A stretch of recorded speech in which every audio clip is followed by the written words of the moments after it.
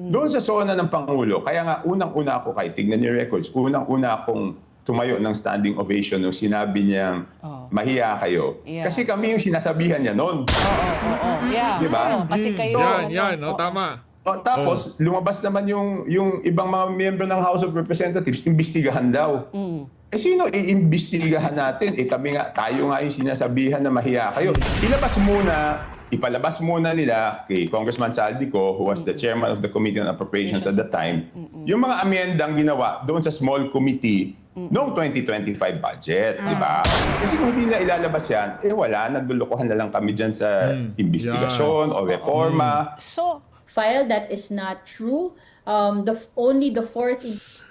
Legal luminary ba kamo? Yan ang legal luminary. Interview ho netong si Speaker Toby Chanco ang pag-uusapan natin dito sa video na to.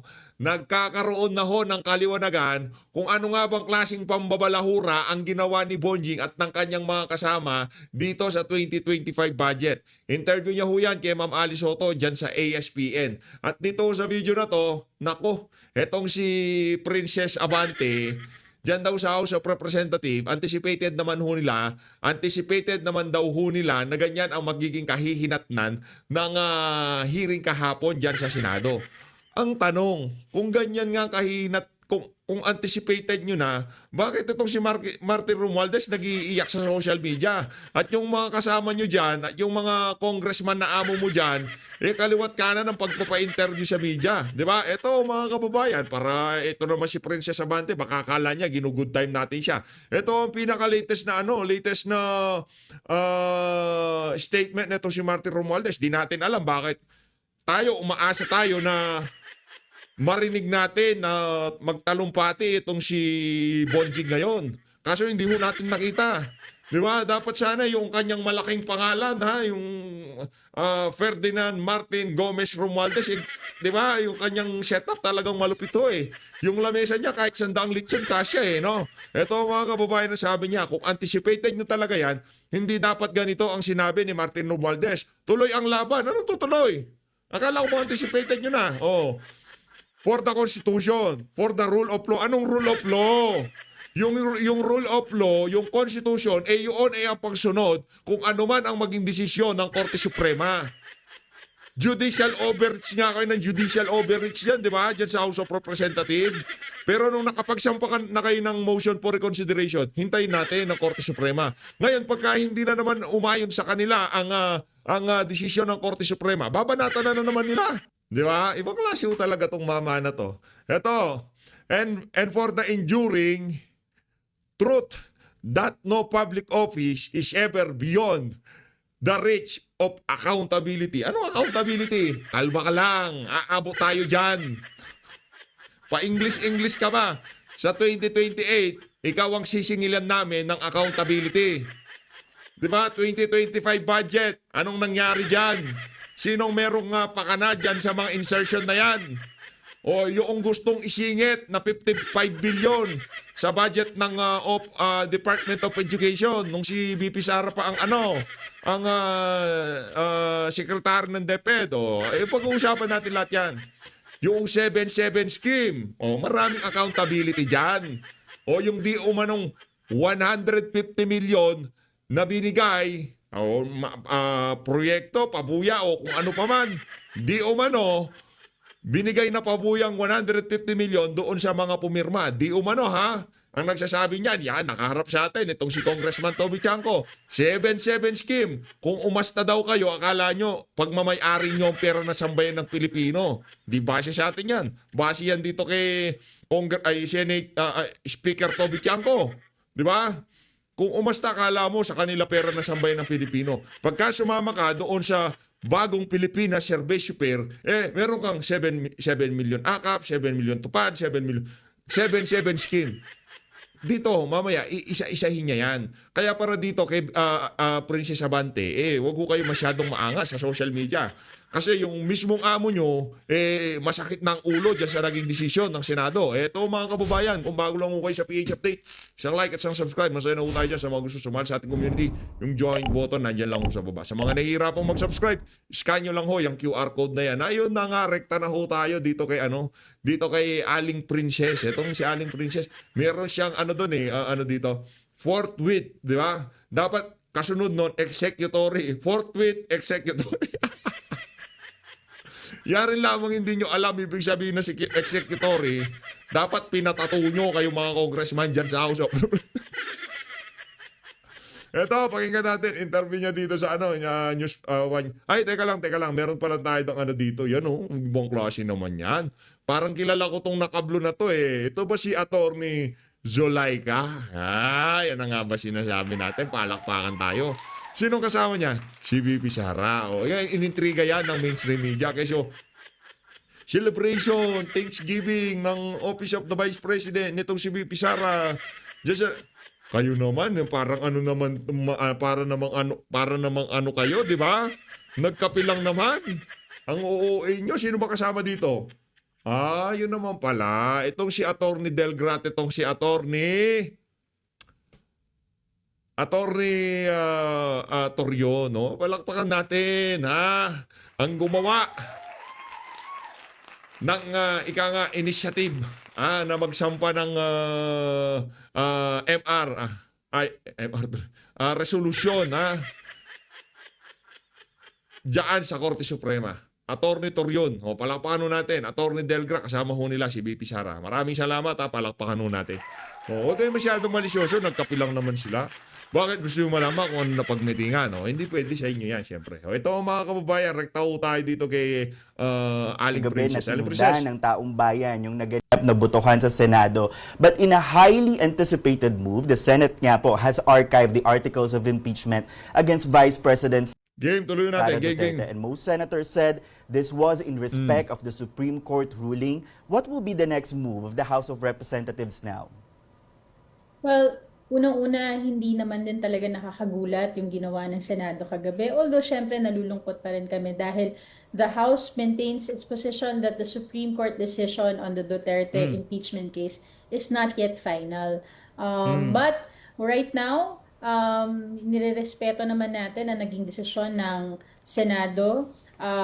Aantayin po namin ang resolution, ang final disposition ng Supreme Court sa motion for reconsideration na hinain ng House of Representatives dahil clearly may mga facts na kailangan na mai-correct dun sa pinagbasihan ng desisyon ng Supreme Court. Kagabi nga din, nabanggit din ni Senator Risa Hontiveros, yung statement din mismo ng ABS-CBN, the report which the Supreme Court relied on the factual timeline of the actions purportedly of the House of Representatives that is not consistent with the official records of the House, kung saan sinabi na na-bar nga daw ang fourth impeachment complaint dun sa one-year ban in initiating the impeachment complaint. So we are hoping, while we respect the Supreme Court, nabanggit din kagabi dun sa Senate deliberation na it is not impossible, improbable but not impossible for the Supreme Court, while the decision was unanimously. Alam nyo ang problema sa inyo. Yung tipong alam nyo na unanimous nga Di ba? Pinaliwanag siguro yung ba dito galing na kay Sir Banat Bay, no? Yung explanation niya, yung sinasabi nilang mga desisyon ng Korte Suprema na noong nagsampa ng MR sa Korte, yung mga concerned parties, biglang nabaliktad ang desisyon. Ang tanong nga nitong si Senator Rodante Marcoleta, yung bang mga desisyon na yon kagaya nitong kay Vice President Sara Duterte, merong issue ng constitution. Nasunod ba ang napakahalagang mga alituntunin dito sa partikular na na proseso ng pagpapatalsik ng isang impeachable officer? Wala naman ng ganoon, mga putyo-putyong mga ruling, di ba? I mean, malayo kung ihahalin tulad natin dito sa isa na to. Yun, mga ano lang yun eh. Kumbaga ito, high level ito kasi Vice President pinag-uusapan ho natin dito. Hindi naman siya inaano natin yung mga kaso na yun. Pero ang atin dito, unanimous.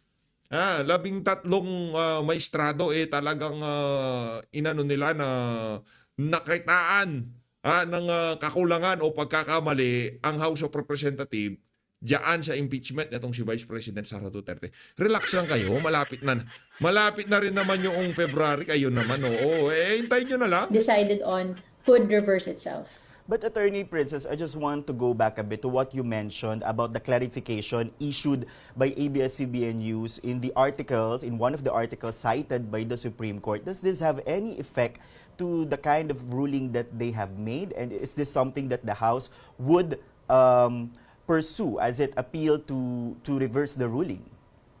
Malaking bagay po ito dahil yung factual na detalye na pinanggalingan ng desisyon ng Supreme Court ay galing doon sa sinasabi nilang news report from ABS-CBN kung saan ang sabi daw hindi dumaan sa plenary vote ang pag-transmit ng articles of impeachment sa Senado, where in fact unang-una the records of the House clearly shows that the transmittal was by plenary action.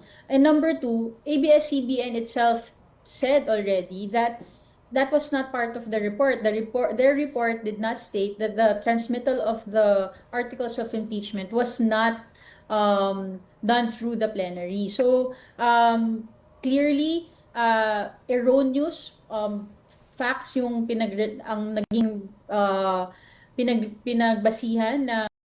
Teka lang. Anong erroneous facts pa sinasabi nitong alin na to? Okay na. Sige na, okay na. Yung sinabi ni Risa, okay na, walang problema. Inisa-isa ni Senator Rodante Marcoleta yung sequence of event. Ika nga, di ba? Doon sa kanyang privilege speech, mula doong unang impeachment complaint na tinanggap nitong si Secretary General Reginald Velasco hanggang doon sa ika-4. Pati oras, pati yung ika nga 10 session days talagang inisa-isa nitong si Senator Rodante Marcoleta. Wala na ho yan. Tapos na ho tayo sa usapan na yan. Simple lang. Magsasampa ba kayo sa February 2026 o hindi na? Para hindi na kami umasa kasi kami mga taga-suporta ni BP umaasa kami na ika nga makita namin ulit yung mga kaangasan nyo dyan sa House of Representatives. Sa bagay, no? Ito, ganito na lang ho mga kababayan. Isipin nyo na lang.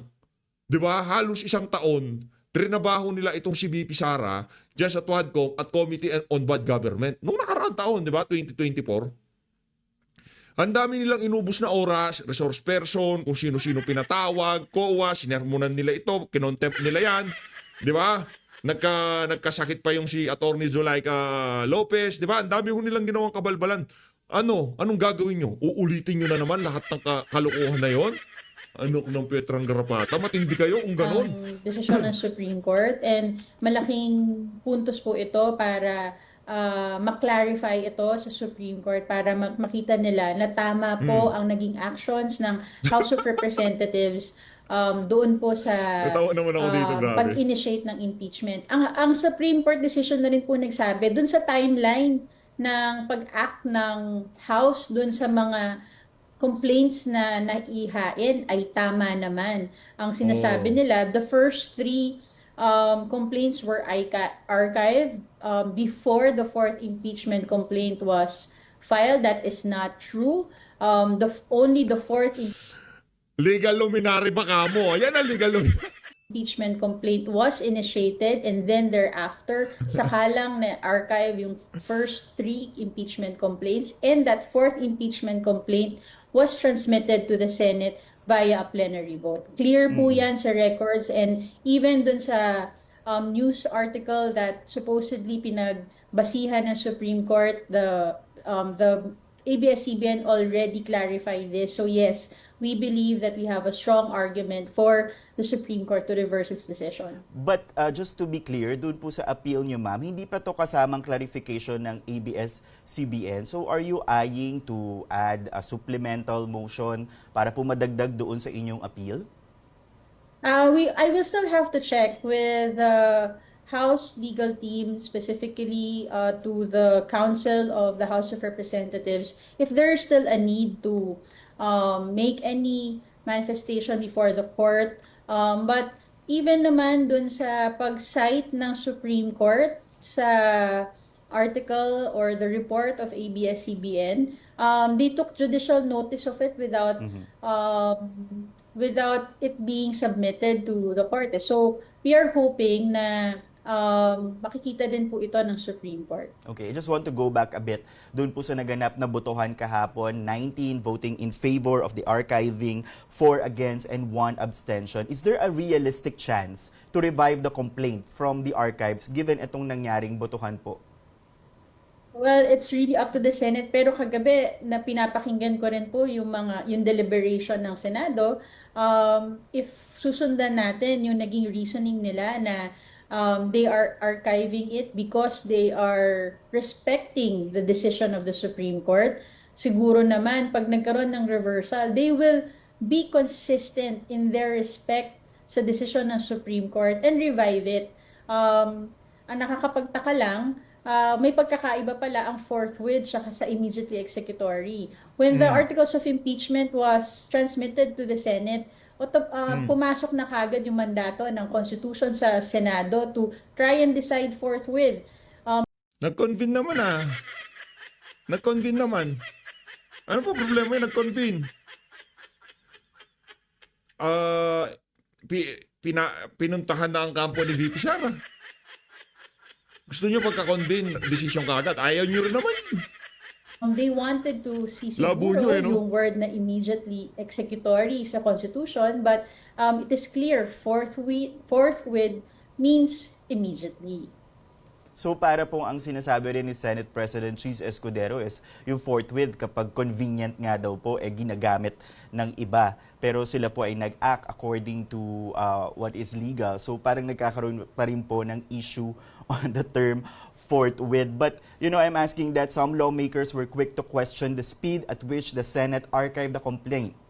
Attorney Princess, especially while a motion nga po for reconsideration remains pending. Pero on the other hand, you have Senate President Cheese Escudero criticizing the House for sitting on the first 3 complaints only to archive them and hurriedly approve the 4th complaint, which became the basis of the articles of impeachment.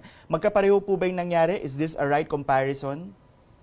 Well, the decision of the Supreme Court kung saan nire-respeto din ng Senado na sinasabi nila ay nagsabi mismo na wala namang naging delay because the House acted according to the timeline provided for in the Constitution within the 10 session days. Hindi yan kinwestiyon ng Supreme Court sa kanilang desisyon. Ang kinwestiyon lang ng Supreme Court is yung sinasabi na barred ang 4th impeachment complaint because it was initiated purportedly after the first 3 complaints were archived, which is not correct. Mm-hmm. And you have former Supreme Court Associate Justice Antonio Carpio saying that with the Senate archiving the complaint, the Supreme Court now must rule on the merits of the motion for reconsideration rather than simply dismissing it. Kasi po sabi niya, kung ang ginawa ng Senate ay dismiss the impeachment, then the SC can outrightly say, we're dismissing it because it's already moot. Pero ngayon, dahil archiving yung ginawa, ay kailangan na pong mag-decide based on the merit. Is this a correct interpretation? Is this the direction that the House is also seeing based on what transpired? Well, right now, we're just looking forward for the Supreme Court to rule on the motion for reconsideration na makikita nila that the House acted constitutionally. It was faithful to the provisions of the Supreme Court of the Constitution. It was faithful to the rules of the Madam, hindi para sa inyo, hindi para sa iyo kayo ang makakapagsabi na talagang ginampanan niyo ng tama at sumunod kayo diyan sa mga rules ng impeachment na yan. Hindi para sa inyo magsabi na ganito sinunod namin to, ganito ginawa namin. Yung mga records at base doon sa mga records na kung saan yun ang pinagbasihan ng desisyon ng Korte Suprema, hindi kayo sumunod at walang due process na nangyari, ika nga. Dito na tayo. Para dito kay Princess Abante. Princess, hawak ka sa ano mo ha, hawak ka sa kinauupuan mo ha. Kasi itong si Congressman Toby Chanco, mabibigat yung mga bibitawan dito eh. Mabibigat ho talaga mga kababayan. Representative Yun! Toby Tiangco ng Navotas Ma'am Ali, City. Ma'am Ali. Kong Toby, magandang umaga. Welcome back to ASPN. Good morning, Kong Toby. Ayan na si Kong. Yes, good morning. Bakit medyo... Anong kong? Speaker! Speaker Toby! Hindi, kasi lahat ng tatayo ngayon sa mga kabalintunaan dyan sa House of Representatives, ano natin yan? Good sa atin yung mga yan. Pero yung mga congressman na pinagtatanggol yung mga kabalintunaan nangyayari sa House of Representatives, naku, di pwede yan, di pwede. Ika nga, tuloy. Yan. Morning, morning. Good morning, Kong Toby. Napatawag kami dahil tuwang-tuwa kami dito sa Yes, morning. ulat na finally magkakaroon ng malawakang reforma sa pagbuo po ng national budget. Kinakasala Yay. po dyan sa mababang kapulungan, and I think the Senate is soon Alright. to follow. Balikan lang po natin yung nangyari kasi nung 2025 kung bakit. Repasuhin lang natin ng konti. By your own observations, na I think this is one of the reasons you gave kung bakit hindi nyo po sinuportahan yung liderato muli dito sa 20th Congress ni House Speaker Martin Romualdez, para lang sa kaalaman ng ating taga-subaybay. In your own words, ano ba nangyari nung mga nakaraang mga pagbuo ng budget po natin, particular 2025, 2024, by your own experience? Okay, di ba doon tayo sa 2025 budget, di ba? It has Yeah. been described by a lot as Let's the go. most corrupt budget in Philippine history, di ba? Yes. Diyan na nga lumabas yung mga issues na tinanggalan ng pondo, yung PhilHealth, at yung iba pang mga ahensya na dapat hindi tanggalan ng pondo do. Hindi lang naman ako nagsabi niyan, talaga may problema tong budget na to. Kung hindi, pati executive branch, di ba? Sabi nga nila, hindi na nila nakilala yung budget pagbalik sa kanila. At ang isa sa pinaka malaking problema dito is kung titignan natin is yung mga flagship projects, no? Yung dapat malalaking proyekto ng gobyerno, yun ay tinanggalan ng pondo at inilagay sa unprogrammed appropriations para maisingit yung mga proyekto, di ba? Na tinatawag nating insertions, di ba po? Nako! So, dapat magka-reforma doon sa budget, no? So, dapat mapaliwanag muna natin sa ating mga kababayan, ano po ba yung proseso ng budget at ano po ba yung insertions, no? Ang budget po, ang nagpro-propose po niyan is yung executive branch of government sa ilalim po ng ating Pangulo. So, kung ano po yung budget, ipapasa po yan muna sa House of Representatives, no, yung proposed budget. So meron dyan, ito po ang dapat gastusin sa edukasyon, ito dapat gastusin sa lahat ng departamento ng gobyerno. Ngayon, hindi po pwedeng lakihan ng House of Representatives or ng Senado yung proposed budget. Ibig sabihin, simplihan natin, kung 100 piso lang yan, 100 piso lang yan, Hindi yung pwede total ng lumabas dyan. budget.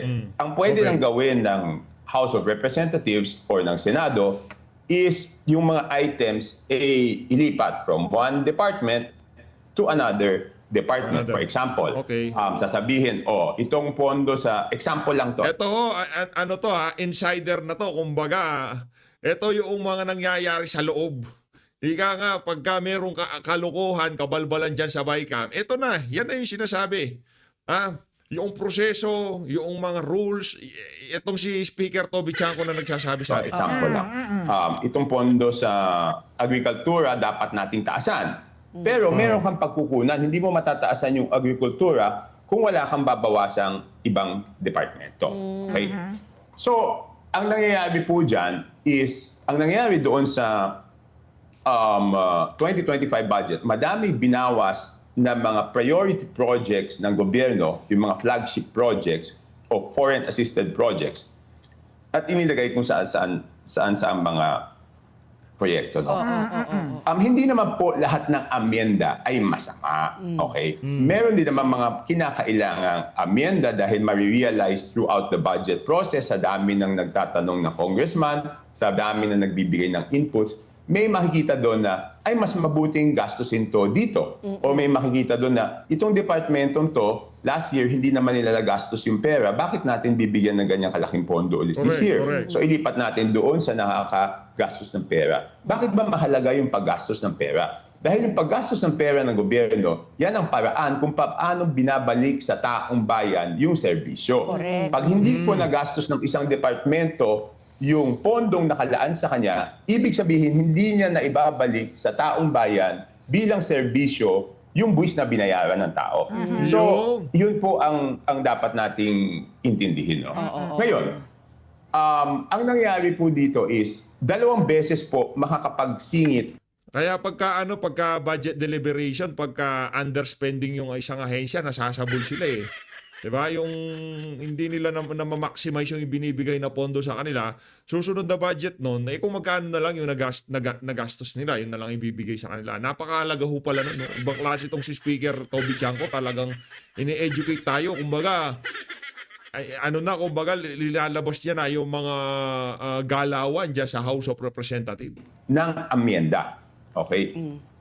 Isa doon sa small committee, sa Kongreso, sa House of Representatives na binubuo lamang ng 4 na tao na ang namumuno dyan is Chairman ng Committee on Appropriations na noon ay si Saldico, Yeah. tapos Nako! Senior Vice Chairman ng Committee on Appropriations, Majority Leader and Minority Leader. Naku Yan po! yung unang pagkakataon na magsingit Kumbaga- ng mga items doon sa budget. No? Kumbaga, yung majority floor leader, minority floor leader, at itong si Apro, pinagkaisahan tayo. Pinagkaisahan nila tayo dito sa 2025 budget. Hindi na naig ang will ng sambayanan na dapat lahat ng serbisyo na maibigay ng pondo na to, yun dapat ang mangyari. Kaso pinagkaisahan tayo ng mga mukhang bonjing. Ang pangalawang pagkakataon is yung BICAM. Yeah. Okay? O yan, BICAM. Mangyayari po yung BICAM kapag pinasa po ng House of Representatives yung budget at pinasa po ng Senado yung budget at mayroong pagkakaiba doon sa kanilang pinasang version, mangyayari po yung BICAM. So noong una, nakatuon yung mga tao at yung mga komento at kahit yung mga proposal doon sa pagbubukas ng BICAM. Isa sa publiko po yung BICAM meeting. Ngunit ang hindi po nila nalalaman ay yung small committee ang nauuna na magsingit. Okay? At yan ay House of Representatives lang. Okay. Yung BICAM, hindi naman sa dinidepensa ko, at least merong BICAM report yun, di ba? May BICAM report yun. Yan. Yung pinapakita nyo ngayon, yan yung BICAM report na pinirmahan Ng lahat. ng mga BICAM members. Okay? Ang problema doon sa small committee, hanggang ngayon, wala pa akong nakikita report ng small committee na yon. Naku. Ibig sabihin, ang mangyayari po sa amin, di ba, magdidebate kami, ang tagal, nagpupuyat yung mga congressman para tumulong, para mapaganda yung budget, tapos magkakaroon kami ng tinatawag na committee amendments. Ibig sabihin, pagkatapos pakinggan ng committee yung mga inputs After ng the mga budget hearings, oo. kongresista, hindi, during the budget hearing magkakaroon ng period of committee amendments. Okay? Lahat ng batas ganyan. Lahat ng batas. Pagkatapos ng period of committee amendments, kasi yung committee amendments, yung committee chairman o yung sponsor ang magsasabi, ito po yung mga gusto kong amend. Ito yung mga mukhahi kong amyendahan. Pagkatapos ng period of committee amendments, magkakaroon po yan ng period of individual amendments. Ibig sabihin, yung individual lawmakers ay sasabihin, ganito po yung amyenda ko. Sa lahat ng batas yan, lahat ng batas. Ngayon, pagdating sa budget, ang gagawin po namin is, pagkatapos ng individual amendments, pag sinara po yung period of individual amendments, di nakatala po, naka-record po kung ano yung committee amendments, naka-record po yung individual amendments kung tinanggap ito o hindi. Tapos, tsaka pa lang namin aaprubahan on second reading. Okay. Okay? So kung ano yung inaprubahan namin on second reading, sa lahat ng ibang batas, hindi na po mababago yan. Yan na yon. Oo. So ipiprint na yan na yon. Ang problema po dito sa budget is, committee amendments, hindi po namin gagawin yung individual amendments. Magpo-form po kami ng committee ng 4 na tao, yun yung tinatawag na small committee na sinabi ko kanina. Oo. Tapos sila ang papahintulutan Oh. na mag-amyenda. Gumalaw. Tapos, Oo. hindi pa namin nakikita yung amyenda, aaprubahan na namin on second reading. So kung ano man yung inamyendahan, parang binigyan mo sila ng blanket authority. Authority, correct. Kayo nang bahala kung ano yung gusto nyo baguhin dito sa inaprubahan namin. Oo. May advance approval na po. So para kang pumirma ng blankong cheque na, ito yung cheque, pinirmahan na namin, kayo nang bahala maglagay kung anong halaga gusto nyo dyan. Yeah. Oo. So, yun ang sinasabi ko, no? At okay, bumalik tayo doon sa SONA, di ba? Doon sa SONA ng Pangulo, kaya nga unang-una ako, kahit tignan niyo records, unang-una akong tumayo ng standing ovation nung sinabi niyang mahiya kayo. Yeah. Kasi kami yung sinasabihan niya noon. Oo. Yeah. Di ba? Kasi kayo. Yan, no, tama. Tapos, lumabas naman yung ibang mga miyembro ng House of Representatives, imbestigahan daw. Sino iimbestigahan natin? Tayo nga yung sinasabihan na mahiya kayo. Tsaka doon sa wording, di ba, meron siyang sinabing initiative. Meron siyang sinabing errata. Bago niya sinabi yung SOP tsaka kickback. Sino ba ang gumagawa ng initiative at errata? Kongreso yon. Yan ang simula ng speech niya. Pag huli doon sa patapos ng portion na yon, sabi niya, ibabalik ko sa inyo. So, he started with items na Kongreso lang ang makakagawa at sinabing ibabalik ko sa inyo. So, sino yung mahiya kayo? Kami yun, di Correct, ba? tama. Yan ang speaker. Yan dapat ang speaker, hindi yung kung ano-ano sinasabi pagka nasa podium, di ba? Kung ano-ano mga binabanat eh. Yan ang speaker. Diretsahan niya sasabihin na yan ang tayo ang binabanatan ng presidente. Ibabalik ko sa inyo, mahiya naman kayo. Sino? Yung mga kontraktor? Ibabalik sa mga kontraktor yung budget? Sige, So, baratan ang mo lang. sinasabi ko, kung talagang Kong Toby. gusto namin malaman kung ano naging problema ng 2025 budget, ipalabas muna nila kay Congressman Saldico, who was the chairman of the Committee on Appropriations at the time, yung mga amyendang ginawa doon sa small committee noong 2025 budget, di ba? Kasi kung hindi nila ilalabas yan, wala, naglulukuhan na lang kami dyan sa investigasyon o reforma. So Kong Toby, is that the reason why you, together with Kong Albi and Kong Frasco, decided to be independent? You are not in favor. Kumbaga yung pamamalakad nung 19th Congress, hindi kayo natuwa, specifically because of the budget. Yes, especially with the... Kasi yung budget, yan ang paraan ng gobyerno na magbigay ng serbisyo sa tao. Di ba? Pag hindi ayos yung budget, hindi mo matutugunan yung mga pangunahing problema ng ating mga kababayan. Yung budget kasi nakatuon yan para i-address yung pangunahing problema, di ba? Hindi naman lahat ng problema ng ating bayan kayang resolbahan, di ba? So prioritization yan. Parang sinasabi ko nga, halimbawa, sa isang bahay, sa isang household, limited ang kita, siyempre iba-budget mo. Alin ba ang mas importante? Mas importante ba yung pag-aaral? Mas importante ba yung pagkain? Mas importante ba yung paayos mo yung sirang bubong? Di ba lahat yan importante? Pero depende sa pangangailangan doon sa panahon na yon. So, ang tanong ko ito, Kong, kanina sa himig ng sinabi mo, kasi itong binabasa natin, sana ang pag-uusapan natin yung malawakang reforma. Ibig sabihin, prospective, di ba? Alisin na yung small committee na yan. Pag-ayos ng budget calendar para mas malalim yung talakayan sa plenaryo. Pagbubukas ng bicameral conference committee sa publiko. Partisipasyon ng civil society bilang budget watchdogs and so on and so forth. Budget reform announced by Mika Swansing, chair ng Committee on Appropriations in the 20th Congress. But what you're saying is, etong nangyari ng 2025 budget, hindi natin dapat bitawan yan. Imbestigahan natin itong mga anomalya na pinaggagawa ng nasa Kongreso nung nakaraang Congress. For two reasons. Kasi 'di ba sabi ni Presidente, 'di ba, iimbestigahan. Sumagot po yung Kongreso na iimbestigahan. So ano iimbestigahan mo? Hindi mo pwedeng iimbestigahan yung 2026 budget, di ba? Correct. Siyempre, iimbestigahan mo yung 2025 budget. Correct. Di ba? Sabi natin, gusto natin iimbestigahan. Ano iimbestigahan natin? Siyempre yung nakaraan, di ba? Okay. Number one yan. Number two, pera ng taong bayan yan. Hindi naman po pwedeng palampasin na lang kung may pagkakamali. And number three, lahat po ng departamento na dumadaan sa budget hearing, kasama po sa pagtatanong is papaano nyo ginastos yung pondong inilaan sa inyo. Magkano na nagagastos nyo? O, kasama yon.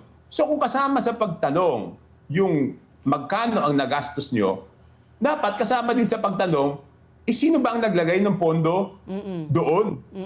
Di ba kasi sinasabi, kickback, SOP. May makikickback ba o SOP kung hindi linagyan ng pera yung proyektong yun? Proyekto, yeah. Di ba? So makikita natin kung sino-sino yung sinasabing nagsabwatan para magkaroon ng kickback o ng SOP. Kung walang pondo, ano kikickbackin nun kahit gusto mag-kickback nun? Walang pondo. Pero Kong Toby, kasi si Kong Alvin, nakausap namin last week, sabi niya siya, kumbaga parang naging biktima. He was mayor at that time. Sabi niya, nasa finish line na halos may 300 million po na pondo dapat para sa mga flood control projects sa Bacolod at saka sa mga pumping stations. Biglang nawala. So sabi nga ni Sa Ali, Baicam. sa Baicam, biglang nawala. So sabi namin, akala namin nadagdagan lang. So pero nangyayari rin pala, may mga nawawalang mga proyekto. Tatanggalan ka, Natatanggalan diba? ka. Totally. Kahit na for execution For execution. Nasa finish line na nga eh. Ikaw, Because Ali, Pat, di ba sabi ko, walang maidadagdag kung walang tatanggalan.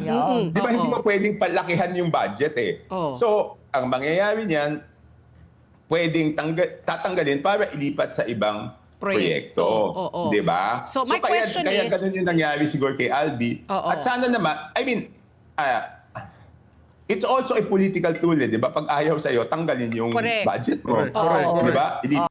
Ginagawa nilang wine-weaponize nila yung budget dun sa mga hindi nila kaalyado para bumaliktad, para sundan yung naratibo nila dyan sa house, aakitin nila sa budget, di ba? O sige, punta kayo dito.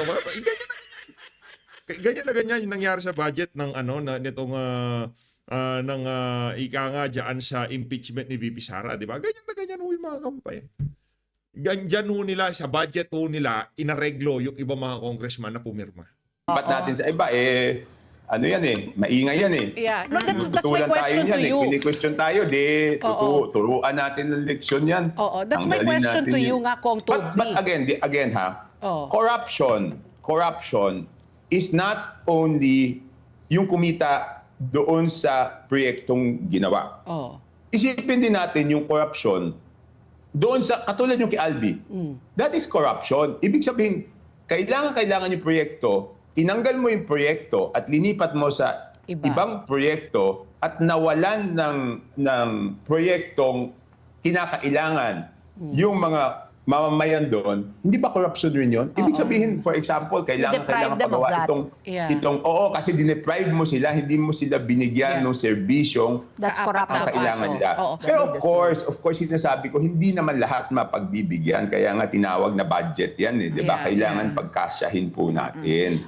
That's what I wanted to ask him. Kung siya naging ganun din sa iyo, yung budget mo rin ba nawala? Sa Navotas, kamusta? May nawalan ba kayo dyan? May nawala. Okay, hindi nawala yung sa akin. Ang sinasabi ko lang is, syempre, hindi naman porket hindi nawala yung sa akin, hindi na ako kikibo, di ba? Kasi ang importante dito, ang sigurado kong nawala, di ba ang dami nagtatanong, bakit walang malaking proyektong nagagawa si BBM?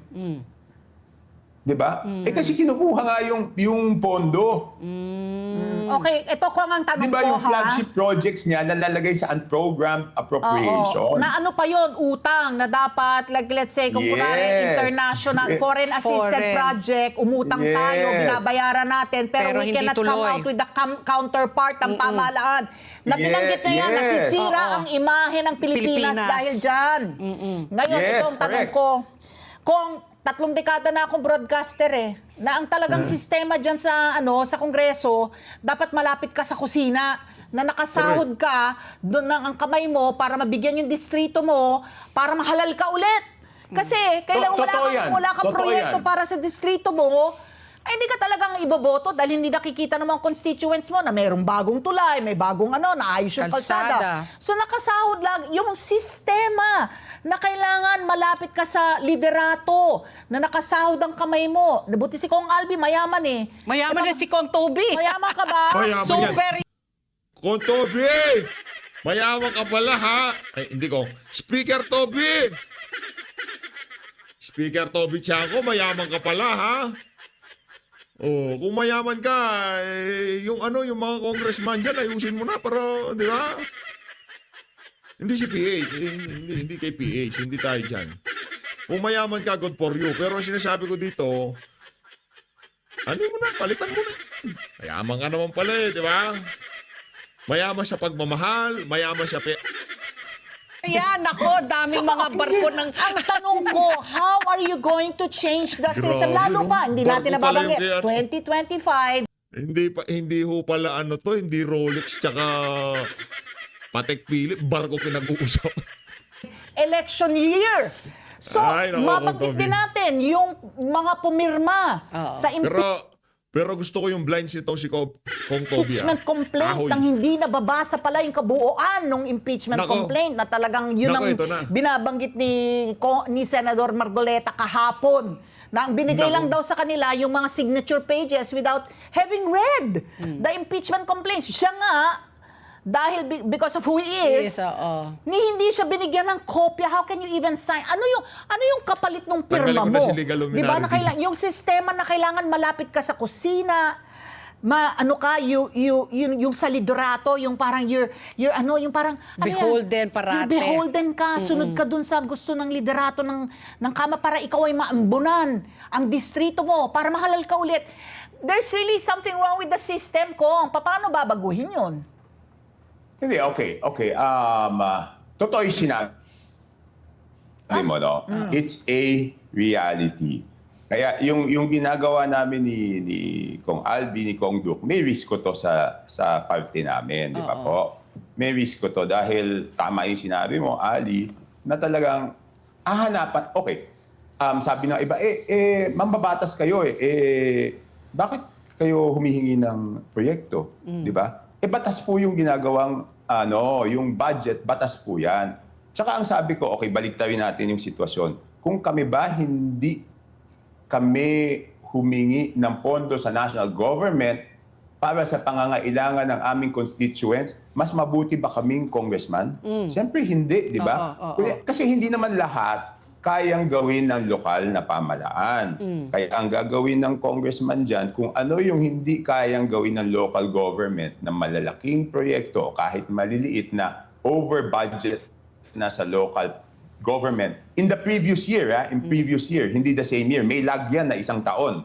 Kasi mas late gumagawa ng budget ang local government. Kunyari, ako, nakita kong hindi na ilagay ng local government sa 2025 budget. Hindi ko naman malalagay yan sa 2025 budget. Sa 2026 budget pa yan malalagay. So, meron ng delay ng 1 year. Okay? So, ganyan talaga. Siyempre, kung mas mabait ka, mas malakas ka doon sa speaker. Sa decision liderato maker. ng House, mas malapit ka sa speaker. kusina, Oo. mas madami kang proyekto. Makikita mo naman yan pag tinignan mo yung GAA, yung mga malalapit, at saka yung mga tinatawag na, paano ba natin? Mga sipsip. Mag-isip ako ng... Ito ang magandang tanong ko way. sa iyo, Kong Toby. Ito ang Mga tanong aso. ko. Teka, patapos nyo lang, no? So, ibig sabihin, yun yung problema, di ba? Kaya may risk ko to, may risk ko. Kasi, kung magalit sa amin, hindi tanggalin yung pondo. No? Number 1 po yan. Pero ang mas malaki, yung sinasabi mo kasi Ali is infrastructure di ba? Ang mas masakit sa isang congressman is yung sinasabi ko, natanggalin yung social services. At pangunahin doon is yung Medical, mga MAIP, yung medical assistance for indigent patients. Okay? Yeah. Oo. Kasama na rin dyan, of course, yung TUPAD, yung AIX. Yan, mahirap yan. CHED scholarship. TESDA scholarship. Pag tinanggal yung mga yan sa'yo, Mas malaki. nasasaktan yung mga constituents Oo, mo, di direct ba? beneficiary Ibig kasi sabihin, sila. kanino ba pupunta yung mga tao pag hindi nila mabayaran yung hospital bill? Isa lang yan, sa mayor o sa congressman. Oo. O tapos tinanggalan ka ng MAIP, Ng MAIP. ng guarantee letter. Paano gagawin mo? At yan, ang problema dyan, unconstitutional yung pag-control dyan ng speaker. Kasi, Yeah. di ba, ang sabi nung iba, nung malalapit sa kanya, nung kanyang mga defender, Oh. o nung Defender. kanyang mga barking dog, o barking dog na Barking dog. dalawa. Kung to, speaker ha, ikaw bumabanat ka ha. O, base sa mga barking dog, sino yung mga yan? Chua, Adyong, Suarez, o yung mga yan, o barking dog game. Ang Congress, meron siyang dalawang barking dog dyan na malapit sa kanya. Isa sa kaliwa, isa sa kanan. Sino? Si Suarez at saka itong si Gonzales, si Delipe, sino? Pangalanan mo! Yung dalawang bulong brigade niya, Bulong isa na lang natira ngayon eh. Pero Isa nung na nakaraang Congress, dalawa yung bulong brigade niya dyan. Oo. Diba? So, ito ko. Sabi nila it's only an endorsement. No, it is not an endorsement. Oh. Because the Speaker has the authority na sabihin sa department, huwag mo i-release ito. Kasi naka-lodge yun, naka-reserve yung pondong yun sa Kongreso.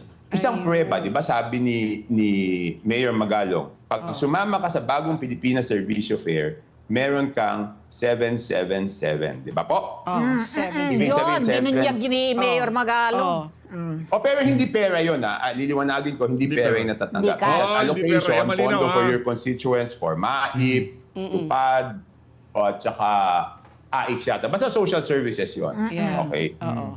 So, the fact na pwedeng pigilin ng speaker ang pagbigay, o pwede siya magdesisyon kung sino bibigyan, bawal yun. Under the ruling of the Supreme Court doon sa PDAF na sinabing unconstitutional PDAF, there should be no post-budget intervention. Ibig sabihin, pag tapos na yung budget, nasa executive branch na yan, hindi na pwedeng pakialaman ng Mambabatas. ng legislative branch, no? So, yan bawal yan. So, dapat ihinto na nila yung bagay na yan. At yan ang yung sinasabi mo, kaya niya hawak, kaya everyone has to Kowtow to Kailangan him. Down to him. Yeah. That's my question now.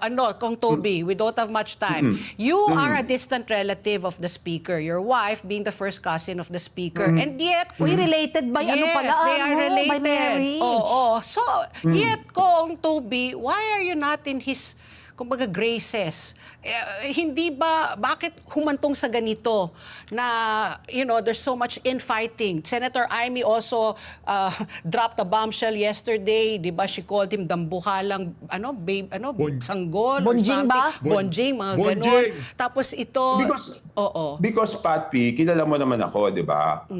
I'm a very loyal person, di ba? But I will speak out my mind when I think it is not the right thing to do. So sa tingin ko doon sila nagka-problema. Di ba yung mga sinamahan ko, never ko iniwan yan. Si Erap, natanggal sa office, 2001. Until 2010, hindi naman ako sumama kay GMA, di ba? So, pero si Erap, I can tell him anything pag sa tingin kong hindi ayos, he accepts it, makakapagsabi di ba? ka. Kahit nung kay Binay noon, bakit kami ba nagtagal magsama ni Jojo Binay. Vice President Binay? Because they respect, di ba? Eh dito, pag tumututol ako, mukhang ayaw nila. Gusto nila, okay. Alam mo, hindi natin napag-usapan ng budget reform. oo nga, ano pa lang Kailangan ito? bumalik. Yung mismong paksa, hindi na pag-usapan. Ayun na nga mga kababayan, dito na natatapusin ang ating reaction video. Maraming salamat po sa pag-support sa PH Update. Mag-ingat po kayo lahat. Mahal natin ang Pilipinas. Maraming salamat po mga kababayan.